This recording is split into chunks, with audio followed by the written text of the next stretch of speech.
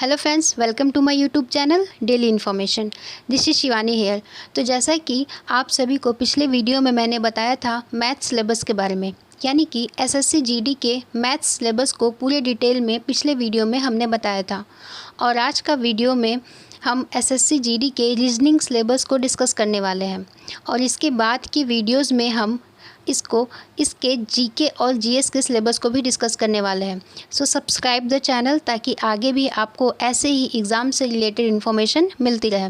तो चलिए सबसे पहले हम जानते हैं रीजनिंग के सिलेबस के बारे में और देखते हैं कि रीजनिंग में कितने और कैसे क्वेश्चंस पूछे जाते हैं। ये है आपके एसएससी जीडी के रीजनिंग के टॉपिक्स। इन्हीं टॉपिक्स में से आपका पेपर प्रिपेयर्ड किया जाता है और बस इसी से ही क्वेश्चंस आते हैं। तो आपको बस इन्हीं सारे टॉपिक्स को क्लियर करना है। तो पहला टॉपिक है आपका कोडिंग एंड डिकोडिंग। ये बहुत ही इंपॉर्टेंट टॉपिक है। इससे आपके एग्ज़ाम में काफ़ी क्वेश्चंस आते हैं। अगर आप पिछले बार के पेपर को भी देखेंगे तो इसमें भी इस चैप्टर से क्वेश्चंस पूछे गए हैं। इसके बाद आपके क्लासिफिकेशन के भी क्वेश्चंस आते हैं। साथ ही साथ आपके होमोजेनिटी, इससे भी क्वेश्चंस पूछे जाते हैं। नेक्स्ट है आपका नंबर एंड लेटर सीरीज़। ये भी एक इम्पॉर्टेंट चैप्टर है। इससे भी क्वेश्चंस आते हैं। आप सभी ने तो इसमें से काफ़ी चैप्टर्स को कंप्लीट भी कर लिया होगा। तो बस आपको एक रिवीजन करना है और सारे टॉपिक्स को वन बाय वन क्लियर करना है। नेक्स्ट है आपका ब्लड रिलेशन। ब्लड रिलेशन से भी आपके क्वेश्चंस आते हैं।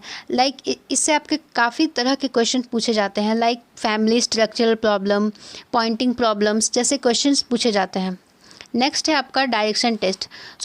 डायरेक्शन टेस्ट सिर्फ एसएससी जीडी के एग्ज़ाम के लिए ही नहीं बल्कि बहुत सारे एग्ज़ाम्स के लिए ही बहुत इंपॉर्टेंट चैप्टर है। उसके बाद है द सीरीज़। इससे भी कुछ क्वेश्चंस पूछे जाते हैं, ज़्यादा नहीं बट कभी कभी इस चैप्टर से क्वेश्चंस पूछे जाते हैं। उसके बाद देखिए यहाँ पे द डाइस चैप्टर भी है। ये चैप्टर से ज़्यादा क्वेश्चंस नहीं आते। ये चैप्टर ज़्यादा इम्पॉर्टेंट नहीं है। इससे बस कभी कभी कुछ एक दो क्वेश्चंस पूछ ले जाते हैं। बहुत ही कम क्वेश्चंस देखने को मिलते हैं इस चैप्टर से। बस आप इसको एक क्विक रिवीजन भी कर लेते हो तो फिर आपको ज़्यादा पढ़ने की ज़रूरत नहीं पड़ती है। इसके बाद है आपका एनालॉगी। उसके बाद है आपका काउंटिंग पिक्चर्स। काउंटिंग पिक्चर्स ये भी काफ़ी इम्पॉर्टेंट है, बिकॉज इससे भी पिक्चर्स काउंट करके बस आपको सॉल्व करना है एंड ईजी भी है। नेक्स्ट है आपका cutting and folding papers, picture compilation, turn diagram. इन तीनों चैप्टर्स को आपको बस क्विक रिवीजन कर लेना है, क्योंकि इनसे क्वेश्चंस कभी कभी ही पूछे जाते हैं, या फिर यूँ कह ले कि काफ़ी कम ही क्वेश्चंस पूछे जाते हैं। क्योंकि पिछले कुछ ईयर्स के अगर आप पेपर को देखोगे तो उसमें इन तीनों चैप्टर्स से क्वेश्चंस नहीं पूछे गए हैं।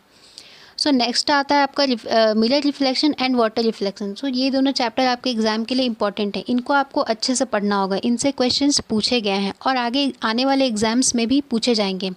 ये चैप्टर ना सिर्फ आपके एसएससी जीडी के लिए बल्कि आने वाले बहुत सारे एग्जाम्स के लिए भी इंपॉर्टेंट है। तो इनको अच्छे से कंप्लीट कर लेना, ताकि सिर्फ ये एग्ज़ाम में नहीं, अगर आप किसी और एग्ज़ाम को भी देना चाहते हो तो उसमें भी आपको हेल्प मिल जाए। नेक्स्ट है आपका calendar, clock, cube and cuboid.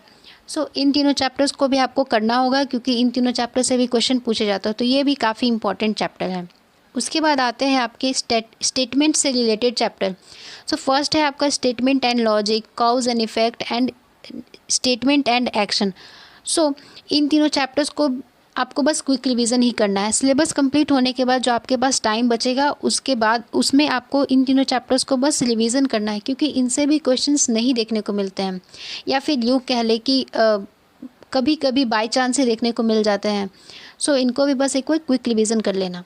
Next है आपका स्टेटमेंट एंड कंक्लूजन। इससे क्वेश्चंस कभी कभी 1 मार्क्स के देखने के मिलते हैं। तो एक बार इसको भी अच्छे से कर लेना, ताकि अगर एग्जाम में क्वेश्चन पूछ लिए जाए तो आप गलत ना करके आओ। उसके बाद आता है आपका assertion and reason and last one is statement and assumption. यही है आपके एसएससी जीडी के रीजनिंग के सारे टॉपिक्स। इन्हीं से आपके क्वेश्चंस पूछे जाते हैं। जो एग्ज़ाम में आपको जितना भी पढ़ना है, बस इन्हीं सब टॉपिक्स को पढ़ना है, जिससे आपके क्वेश्चंस आएंगे। बाकी जितने भी आपके यूजलेस चैप्टर्स, या फिर यूँ कह ले जिनको बस आपको क्विक रिवीजन करना है, उनमें अपना टाइम ज़्यादा वेस्ट ना करते हुए आपको इम्पॉर्टेंट चैप्टर्स को करना है। उनको काफ़ी टाइम देना है, ताकि आपका रीजनिंग का जो पेपर है वो काफ़ी अच्छे से कंप्लीट हो जाए। एग्ज़ाम के लिए तो यही थी रीजनिंग की पूरी सिलेबस।